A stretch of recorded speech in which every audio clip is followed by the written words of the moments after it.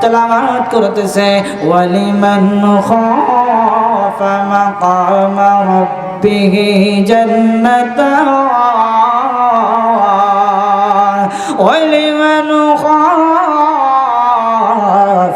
মাকামা রাব্বিহি জান্নাতান আল্লাহর বান্দা যুবক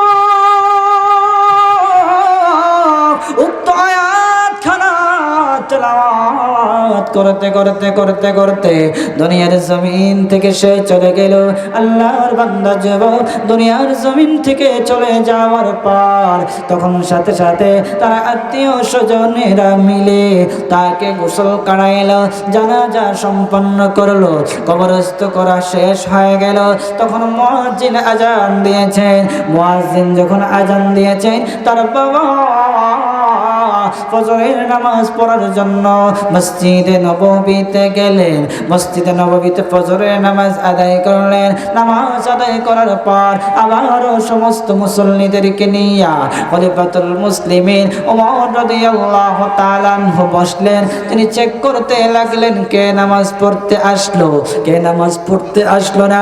আল্লাহর বান্দা যুবককে যখন দেখলেন না নামাজে আসে নাই, খলিফাতুল মুসলিমিন ওমর রাদিয়াল্লাহু তাআলা আনহু আল্লাহর বান্দা যুবকের বাবাকে বলতেছেন, ওরে যুবকের বাবা,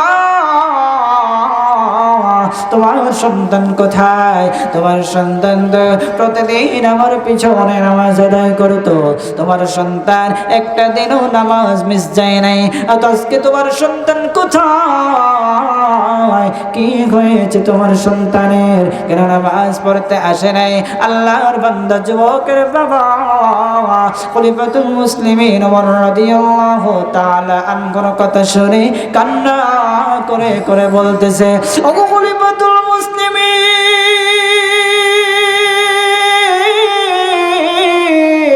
এশার নামাজ পড়ার পর আপনি যখন তালিম দিলেন, আল্লাহ তাআলাকে ভয়ের আপনি তালিম দিয়েছেন। আমার সন্তান সে তখন প্রতিজ্ঞাবদ্ধ হয়েছে জিন্দেগিতে কখনো কোনো গুনাহের কাজ করবে না, কখনো কোনো অন্যায় কাজ করবে না। খলিফাতুল মুসলিমিন আমার সন্তান বাড়িতে যাওয়ার সময় প্রতিমধ্যে মেয়ের সাথে তার সাক্ষাৎ হয়ে গেছে। মেয়ে প্রলোভন দেখে ঘরের ভিতরে নিয়ে গেছে। আমার সন্তানকে সে আকৃষ্ট করার জন্য অনেক কথা বলেছে, কিন্তু আমার সন্তান তার কথায় গলে নাই, তার কথায় সাড়া দেয় নাই, তার প্রতি আকৃষ্ট হয় নাই। আমার সন্তান নিজের জীবনটাকে গুনাহ থেকে হেফাজত করেছে, তারপরে সে অনুতপ্ত হয়েছে, লজ্জিত হয়েছে। আল্লাহ তাআলার কাছে সে কান্নাকাটি করেছে। আপনি যে তালিম দিয়েছেন, আপনি যে আয়াতের তালিম দিয়েছেন, ওই আয়াত সে পড়েছে। বারবার পড়তে পড়তে পড়তে পড়তে দুনিয়ার জমিন থেকে ওই আয়াতটা পড়ে পড়ে চলে গেছে।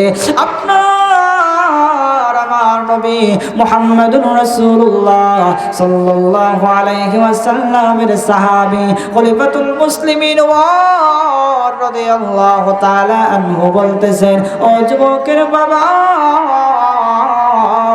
চলো না রে তোমার সন্তানের কবর জিয়ারত করি, চলো চলো তোমার সন্তানের কবর জিয়ারত করতে যাই।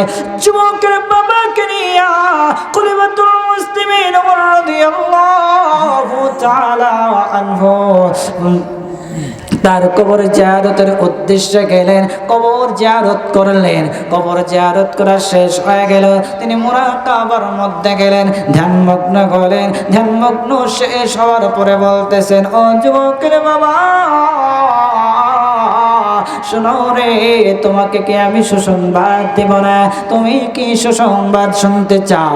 জি হ্যাঁ, আমি সুসংবাদ শুনতে চাই। তখন খলিফাতুল মুসলিমিন ওমর রাদিয়াল্লাহু তাআলা আনহু বললেন, ও যুবকের বাবা,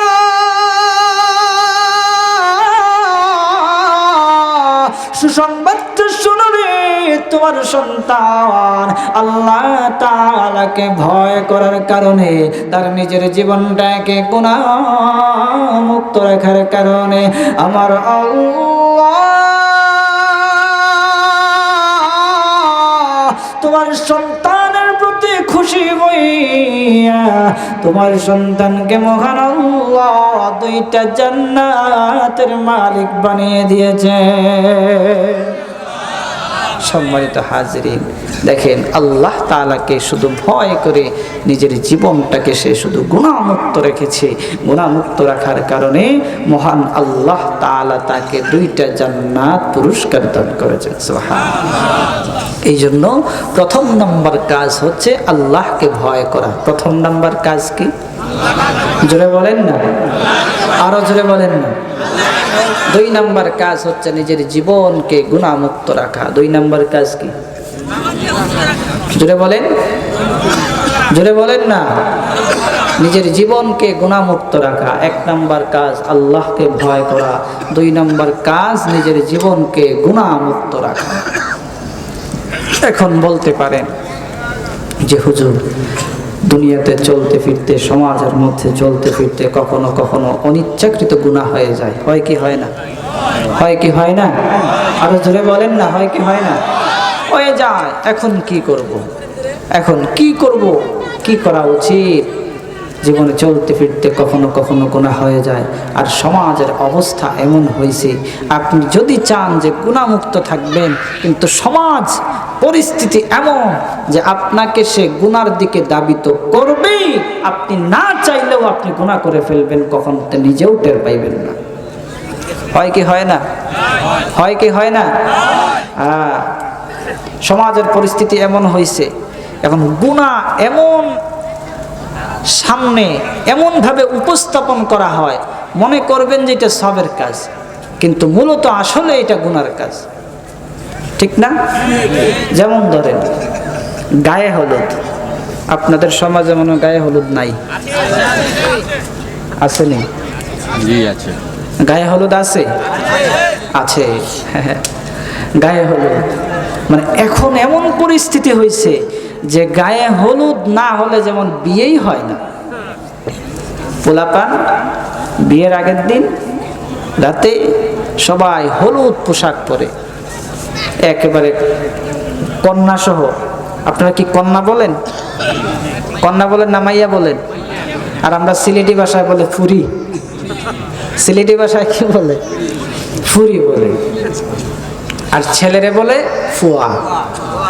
হ্যাঁ, আমরা সিলেটি ভাষায় ফুয়া আর ফুরি আমরা এটা বলি। মেয়ে এবং ছেলে বিয়ের আগের দিন ইচ্ছা মতো ডান্স করে, ইচ্ছা মতো সাজুগুজু করে একসাথে, আছে না নাই? কখনো একসাথে, আবার কখনো আলাদা আলাদা। এখন বলেন, ইজাব কবুল হয় নাই, তার সাথে কি দেখা দেওয়া জায়েজ? জায়েজ না না জায়েজ? বলেন না জায়েজ। এবং এই যে মেয়ের দুলাভাইয়েরাও মেহেদি লাগায়, দুলাভাইয়েরাও হলুদ দেয়, দুলাভাইয়েরা আরো কত কিছু। এখন বলেন, এইটাকে কিছু মুরব্বী আছে সাপোর্ট করে, বলে যে পোলাপান একটু একটু তো করবেই। নাউজুবিল্লাহ বলেন না। অথচ তিনি মসজিদের সভাপতি, অথচ তিনি মসজিদের সেক্রেটারি, অথচ তিনি কয়েকদিন আগেই হজ করে আসছেন। আমাদের সমাজে এরকম মানুষ আছে না নাই? আছে না নাই? জোরে বলেন না, আছে না নাই? হ্যাঁ, এটাকে বড় সবের কাজ তিনি মনে করেন। মনে রাখবেন, এই যে আপনি গুনাহকে সাপোর্ট করতেছেন, গুনাহকে সাপোর্ট করতেছেন, এই গুনাহগুলির পার্সেন্টেজ সমাজের মধ্যে আপনি মুরব্বী, হুতা আপনি মূল, আপনি বাধা দিচ্ছেন না। আগে আপনার গুনাহ, আগে আপনার শাস্তি, তারপরে তাদের শাস্তি। তো বলতেছিলাম, সমাজে না চাইতেও কখনো গুনাহ হয়ে যায়, সমাজে না চাইতেও কখনো কখনো নাফরমানি হয়ে যায়, সবের কাজ মনে করে গুনাহ করে ফেলে। এবার আসুন কি করবেন? তখন আল্লাহ তাআলা আমাদেরকে সহজ একটা ফর্মুলা বলে দিয়েছেন। দেখেন কত দয়ার আল্লাহ। আল্লাহ তাআলা প্রথম বলছেন যে বান্দা আমাকে ভয় করো, আমাকে ভয় করো। তারপরে বলছেন নিজের জীবনটাকে গুনাহমুক্ত রাখো। তারপরে বলছেন যে বান্দা চলতে ফিরতে কখনো কখনো গুনাহ হয়ে যেতে পারে, কারণ মানুষ তো, আদম সন্তান তো, গুনাহ তো হবেই, তো কখনো কখনো গুনাহ হয়ে যেতে পারে বান্দা। এখন কি করবা? তখন আল্লাহ তাআলা কোরআনের আরেকটা আয়াতে জানায়া দিয়েছেন, তুবু ইলাল্লাহি তাওবাতান নাসুহা। সুবহানাল্লাহ। আল্লাহ তাআলা বলেন বান্দা আমার কাছে তাওবা করো। কার কাছে তাওবা করো? কার কাছে তাওবা করো? আল্লাহর কাছে তাওবা করো। তাওবাতুন নাসুহা, যে খাঁটি তাওবা, যে তাওবা করলে আল্লাহ তাআলা খুশি হয়ে যায়, এমন তাওবা করো যে তাওবাতুন নাসুহা, খাঁটি তাওবা, যে এমন ভাবে আল্লাহ তাআলার দরবারে প্রতিজ্ঞাবদ্ধ হও যে আল্লাহ দুনিয়ার জমিনে যতদিন বেঁচে থাকবো কখনো কোনো গুনার কাজ করব না, অন্যায় কাজ করব না, নেফাকি করব না। রব্বে কারীম আজকে থেকে প্রতিজ্ঞাবদ্ধ হলাম আর কখনোই গুনাহ করব না। এইভাবে যদি কোনো বান্দা আল্লাহ তাআলার কাছে তাওবা করতে পারে, মহান আল্লাহ তাআলা বলেন, ও বান্দা তুমি যত বড়ই নাফরমান হও না কেন, যত বড়ই তুমি খারাপ হও না কেন, বান্দা তুমি আমার কাছে দোয়া করতে দেরি, তুমি আমার কাছে তাওবা করতে দেরি, আমি আল্লাহ তাআলা তোমাকে মাফ করতে দেরি করব না। সুবহানাল্লাহ। জোরে বলেন সুবহানাল্লাহ। মুসলমান কত দয়ার আল্লাহ, কত মায়ার আল্লাহ। চিন্তা করলেই দেখবেন যে আমরা গুনাহ করে ফেলি, অন্যায় কাজ করে ফেলি, নাফরমানি করে ফেলি, আমরা সারা রাত্র গুনাহ করি, সারা দিন গুনাহ করি, সারা রাত্র গুনাহ করে আমাদের জন্য আল্লাহ তাআলা সকালে খাবার রেডি করে দেয়, সারা দিন গুনাহ করে রাত্রের খাবার রেডি। আমরা গুনাহ করি, অন্যায় কাজ করি, নাফরমানি করি, কখনো আমার আল্লাহ এক বেলার জন্য, একটা ওয়াক্তের জন্য আমাদের রিজিক বন্ধ করেন নাই। কত দয়ার আল্লাহ, কত মায়ার আল্লাহ আমার আল্লাহ রব্বুল আলামিন। আমরা যারা গুনাহগার বান্দা আছি, আমাদেরকে আল্লাহ তাআলা কত মহব্বত করেন, কত ভালোবাসেন। আমরা যদি গুনাহগার হই, আমরা যত বড়ই গুনাহগার হই না কেন, আল্লাহ তাআলা আমাদেরকে মাফ করে দিবেন ঘোষণা দিয়েছে। এই জন্য আল্লাহ তাআলা কোরআনুল কারীমের মধ্যে বলে, তুবু ইলাল্লাহ,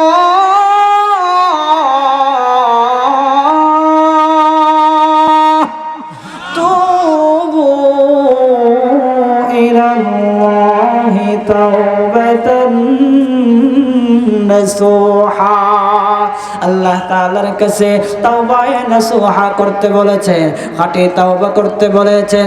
আমরা যত বড়ই নাফরমান হই না কেন, আমরা যদি আল্লাহ তাআলার কাছে খাঁটি তাওবা করি, মহান আল্লাহ তাআলা আমাদেরকে মাফ করে দিবেন। কিভাবে মাফ করবেন? একজন বড় পাপিষ্ঠ ছিল, জীবনে কখনো কোনো গুনার কাজ করে নাই। পয়গম্বর মুসা আলাইহিস সালাতু ওয়াস সালামের যুগের ঘটনা, দুর্ভিক্ষ চলতেছে। নবী পয়গম্বর মুসা আলাইহিস সালাতু ওয়াস সালামকে আয়েশা বলতেছে, ও পয়গম্বর দুর্ভিক্ষ চলতেছে, দীর্ঘদিন যাবত বৃষ্টি হয় না। আল্লাহ তাআলার তো প্রিয় বান্দা আপনি, আল্লাহ তাআলার প্রেরিত রাসূল আপনি, নবী আপনি। আল্লাহ তাআলার কাছে আসুন তাওবা করি, আল্লাহ তাআলার কাছে আমরা দোয়া করি। পয়গম্বর মুসা আলাইহিস সালাতু ওয়াস সালাম সমস্ত উম্মতদেরকে নিয়ে তিনি মাঠের মধ্যে গেলেন। সমস্ত উম্মতদেরকে মাঠের মধ্যে নিয়ে যাওয়ার পরে তিনি ইস্তিসকার নামাজ আদায় করলেন, আল্লাহর কাছে দুই হাত তুলে দোয়া করলেন, ওগো আল্লাহ, ওগো মালিক, দীর্ঘদিন যাবত বৃষ্টি হচ্ছে না গো আল্লাহ, আপনি বৃষ্টি দান করুন। আপনি যদি বৃষ্টি দান না করেন তাহলে মানুষের কষ্ট হয়ে যাবে, মানুষ দুর্ভিক্ষের কারণে মৃত্যুবরণ করবে। আল্লাহ তাআলার কাছে এইভাবে সমস্ত উম্মতদেরকে নিয়ে দোয়া করতে লাগলেন। আল্লাহ তাআলা পয়গম্বর মূসা আলাইহিস সালাতু ওয়াস সালামকে জানায় দিলেন, ও মূসা, তোমার দোয়া কবুল করা হবে না। এই জায়গার মধ্যে এমন একটা বান্দা আছে যে বান্দা 40 বছর হয়ে গেছে, একটা বার আমার কদমে সিজদা দেয় নাই। এই নাফরমানকে চলে যেতে বলো। এই নাফরমান যদি এই জায়গা থেকে চলে যায় তাহলে আমি দোয়া কবুল করব, বৃষ্টি বর্ষণ করব। পয়গম্বর মূসা আলাইহিস সালাতু ওয়াস সালাম দাঁড়া বললেন, আরে নাফরমান কে আছো এখানে যে 40 বছর হয়ে গেল কখনো আল্লাহ তাআলাকে একটা বার সিজদা দেও নাই, আল্লাহ তাআলা কখনো শুকরগুজার করে নাই, কখনো আল্লাহ তাআলাকে মনে করে নাই। কে আছে এখান থেকে চলে যাও, তোমার কারণে আল্লাহ তাআলা বৃষ্টি দিবেন না, তুমি এখান থেকে চলে যাও। আল্লাহর বান্দা মনে মনে ভাবতে থাকলো, আরে তাই যদি হয়, আমি তো সারা জীবন গুনাহ করেছি, 40 বছর হয়ে গেল কখনো আল্লাহ তাআলার কদমে সিজদা দেই নাই।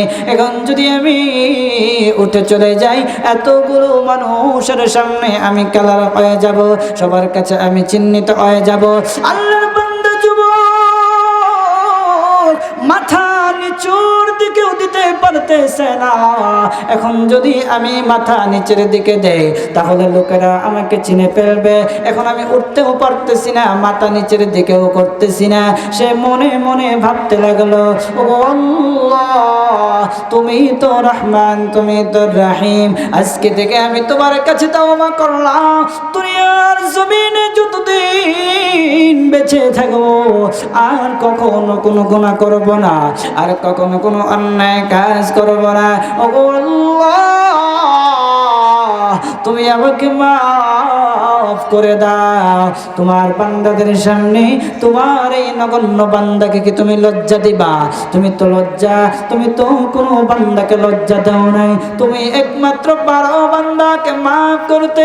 রব্বুল আলামিন, তুমি আমাকে মাফ করে দাও। এইরকম যখন সে আল্লাহর কাছে ফরিয়াদ করলো, সাথে সাথে আল্লাহ বৃষ্টি বর্ষণ শুরু করে দিলেন। পয়গম্বর মূসা আলাইহিস সালাতু ওয়াস সালাম আল্লাহ তাআলাকে প্রশ্ন করলেন, রব্বুল আলামিন, তুমি না বলেছো এই জায়গার মধ্যে একটা নাফরমান আছে, যার কারণে তুমি বৃষ্টি দিচ্ছ না, আবার কেন তুমি বৃষ্টি বর্ষণ করলে গো? আল্লাহ তাআলা প্রশ্ন শুনে মূসা আলাইহিস সালাতু ওয়াস সালামকে বললেন, ও দোস্ত, এই জায়গার মধ্যে যে বান্দা নাফরমান ছিল তার জন্যই আমি বৃষ্টি বর্ষণ বন্ধ করে দিয়েছি, আর এখন এই মুহূর্তে তার জন্যই আমি বৃষ্টির ফয়সালা করেছি। পয়গম্বর মূসা আলাইহিস সালাতু ওয়াস সালাম আল্লাহ তাআলার কাছে দোয়া করলেন, ও আল্লাহ, কেন গো তার জন্য তুমি আবার বৃষ্টি দিলা? আল্লাহ রাব্বুল আলামিন বললেন, ও মূসা শুনো, তুমি যখন দাঁড়ায় ঘোষণা দিয়েছো, ঘোষণা শোনার পর ওই বান্দাটা আমার কাছে খালিস নিয়তে তওবা করেছে, আমার কাছে সে ওয়াদাবদ্ধ হয়েছে, দুনিয়ার জমিনে যতদিন বেঁচে থাকবে আর কখনো কোনো গুনার কাজ করবে না, আর কখনো কোনো অন্যায় কাজ করবে না। ওই আল্লাহর বান্দা, ও আমার বান্দা যেভাবে তওবা করেছে, আমি আল্লাহ তো রহমান, আমি আল্লাহ তো রহিম, আমি তো তাকে ফিরাইয়া দিতে পারি নাই, সাথে সাথে আমি আল্লাহ তার জীবনের সমস্ত গুনাহ মাফ করে দিয়া তার খাতিরে তার দোয়া কবুল করে তোমাদেরকে বৃষ্টি বর্ষণের ফয়সালা করে দিলাম। সম্মানিত হাজিরিন, দেখেন কত দয়ার আল্লাহ। এক বান্দা সারা জীবন অন্যায় কাজ করছে, সারা জীবন গুনার কাজ করছে, একটা মুহূর্তের জন্য আল্লাহ তাআলাকে স্মরণ করে নাই, সামান্য একটু সময় নিয়ে খালিস নিয়তে আল্লাহ তাআলার কাছে সে তাওবা করেছে, আল্লাহ সাথে সাথে ওই বান্দার তাওবা কবুল করে নিলেন। আমরা যারা আছি, আমরা যারা গুনার সাথে জড়িত আছি, ও আল্লাহর বান্দারা ভালো করে শুনে না, ভালো করে শুনেন রে বাবা। জীবনে আর কয়দিন বাঁচবেন? একটু পরেই তো বা কিছুদিন পরেই তো আমরা মৃত্যুবরণ করব। কখন কোথায় কার মৃত্যু হবে জানি না। আমরা যারা নাফরমানি করতেছি, আমরা যারা পাপিষ্ট আছি, এখন সময় আছে আল্লাহ তাআলার কাছে তাওবা করি। আল্লাহ তাআলা অবশ্যই তাওবা কবুল করবেন। কখনো মনের মধ্যে এটা নিয়ে আসবেন না যে আল্লাহ তাআলা মাফ করবেন না। না না না, আমরা যারা মনের মধ্যে এইটা নেই, হয়তো আল্লাহ আমাকে মাফ করবেন না, হয়তো আল্লাহ তাআলার কাছ থেকে আমি মাফ পাবো না। আমাদের জন্য রব্বুল আলামিন কোরআনুল কারীমের মধ্যে আয়াত নাযিল করে জানিয়ে দিয়েছেন, কুল ইয়া ইবাদিয়াল্লাযীনা আসরাফু আলা আনফুসিহিম লা তাকনাতু মির রাহমাতিল্লাহ ইন্নাল্লাহা ইয়াগফিরুয যুনুবা জামিআ ইন্নাহু হুয়াল গফুরুর রাহিম। রব্বুল আলামিন বলেন, ও নবীজি আপনি জানায়া দেন, হে আমার বান্দারা, তোমরা যারা নিজের প্রতি বিচার করেছো, নফসের প্রতি জুলুম করেছো, আমি আল্লাহ তোমাদেরকে বললাম বান্দা নামাজ পড়ো, তোমরা নামাজ পড়লা না। ওরে বান্দা রোজা রাখো, তোমরা রোজা রাখলা না। হজ করো, হজ করলা না। যাকাত দাও, যাকাত দিলা না। ওরে বান্দা তারা নিজের নফসের প্রতি জুলুম করেছো, অন্যায় কাজ করেছো। লা তাকনাতু মির রাহমাতিল্লাহ, তারা আল্লাহ তাআলার রহমত থেকে নৈরাশ হইও না। ইন্নাল্লাহা ইয়াগফিরুয যুনুবা জামিআ, নিশ্চয়ই আল্লাহ তাদেরকে মাফ করে দিবেন। আমরা যারা গুনাহগার আছি, আমরা যারা নাফরমান আছি, আমরা কখন মনের মধ্যে এটা নিব না কখনো হয়তো আল্লাহ তাআলা আমাকে মাফ করবেন না। না না না, আমাদেরকে আল্লাহ তাআলা উক্ত আয়াত নাযিল করে জানায়া দিয়েছে, তোমরা নৈরাশ হয়ো না, আল্লাহ তাআলার রহমত থেকে নৈরাশ হয়ো না। ওরে বান্দা, তোমাদের গুনাহ যেখানে শেষ, আমি আল্লাহ তাআলার দয়া সেইখানেই শুরু। সম্মানিত হাজরিন, এই জন্য বলি কখনো মনের মধ্যে এটা নেবেন না যে আল্লাহ হয়তো মাফ করবেন না। আল্লাহ তাআলা মাফ করার জন্য অপেক্ষা করতেছে। বান্দা কখন আল্লাহ তাআলার কাছে মাফ চাইবে আর কখন আল্লাহ তাআলা বান্দাকে মাফ করে দিবেন, সেই অপেক্ষায় আছে। সুবহানাল্লাহ। সম্মানিত হাজরিন, বান্দা যখন কোনো গুনাহ করতে যায়, বান্দা যখন কোনো নাফরমানি করতে যায়, তখন ফেরেশতারা বলে, রব্বুল আলামিন এই যে দেখেন না, আপনার বান্দা এখন গুনাহ করতে যাচ্ছে, আপনার বান্দা নাফরমানি করতে যাচ্ছে, রব্বুল আলামিন আপনার বান্দাটাকে ধ্বংস করে দেই। আপনার সমস্ত নিয়ামত ভোগ করে বান্দা আপনারই নাফরমানি করতেছে, রব্বুল আলামিন আপনার বান্দাটাকে ধ্বংস করে দেই। আমার আল্লাহ তাআলা কত দয়ার আল্লাহ, আমার আল্লাহ তাআলা কত মায়ার আল্লাহ। আল্লাহ তাআলা ফেরেশতাদেরকে বলেন, ফেরেশতারা আমি আল্লাহ যা জানি তোমরা তা জানো না। আমার বান্দারা এখন গুনাহ করতেছে, আমার বান্দা না এখন নাফরমানি করতেছে। একটু পরেই যখন আমার বান্দা আমার কাছে ফিরে আসবে, আমার কাছে এসে আল্লাহ বলে ডাক দিবে, আমার কাছে এসে মাফ চাইবে, আমি আল্লাহ তাআলা আমার বান্দার পিঠে হাত বোলায়া দিয়া আমি আমার বান্দার জীবনের সব গুনাহগুলি মাফ করে দেব। সম্মানিত হাজির, ঠিক তখনই যখন বান্দা আল্লাহ তাআলার দিকে ফিরে আসে, আল্লাহ তাআলার দিকে ফিরে এসে আল্লাহ তাআলার কাছে যখন মাফ চায় যে আল্লাহ ভুল করে ফেলেছি, অন্যায় কাজ করে ফেলেছি, আল্লাহ আর গুনাহ করব না, আর নাফরমানি করব না রব্বুল আলামিন, আর কখনো কোনো গুনার ধারে কাছেও যাব না গো আল্লাহ, তুমি মাফ করে দাও। তখন আল্লাহ তাআলা ফেরেশতাদেরকে বলেন যে ফেরেশতারা, তোমাদেরকে না বলছিলাম আমার বান্দা আমার দিকে ফিরে আসবে, আমার কাছে মাফ চাইবে, এই যে দেখো আমার বান্দা আমার কাছে আসছে, আমার কাছে মাফ চাচ্ছে, আমার কাছে সে অনুতপ্ত হচ্ছে। ফেরেশতারা তোমরা সাক্ষী থাকো, আমি আমার বান্দার পিছনের সব গুনাহগুলি মাফ করে দিলাম। সুবহানাল্লাহ। এই জন্য বাজার গুনাহ হয়ে গেলে সাথে সাথে আল্লাহ তাআলার কাছে তাওবা করবেন, কখনো আল্লাহ তাআলার রহমত থেকে নৈরাশ হবেন না।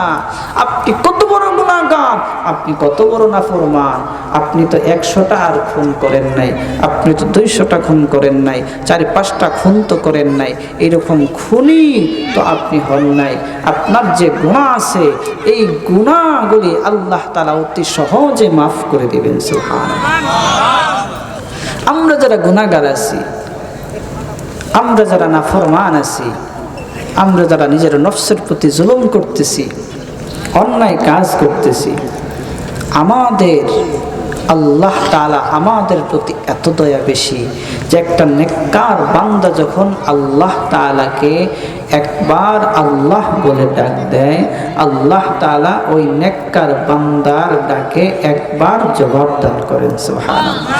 আর আমরা যারা নাফরমান আছি, আমাদেরকে আল্লাহ কত ভালোবাসেন, কত মহব্বত করেন। আমরা যখন আল্লাহ বলে একবার ডাক দেই, আমরা গুনাহগারদের ডাকে আল্লাহ তাআলা 2 বার জবাব দান করেন। সুবহানাল্লাহ। কয়বার জবাব দান করেন? কয়বার? মুসলমান পয়গম্বর মুসা আলাইহিস সালাতু ওয়াস সালাম আল্লাহ তাআলাকে প্রশ্ন করলেন, ওগো আল্লাহ, ওগো মালিক, তোমার নেককার বান্দা যখন তোমাকে একবার আল্লাহ বলে ডাক দেয়, তুমি কয়বার জবাব দাও? আমার আল্লাহ রব্বুল আলামিন পয়গম্বর মুসা আলাইহিস সালাতু ওয়াস সালামকে বললেন, ও মুসা, আমার নেককার বান্দা যখন আমাকে একবার আল্লাহ বলে ডাক দেয়, আমি তার ডাকে একবার জবাব দেই।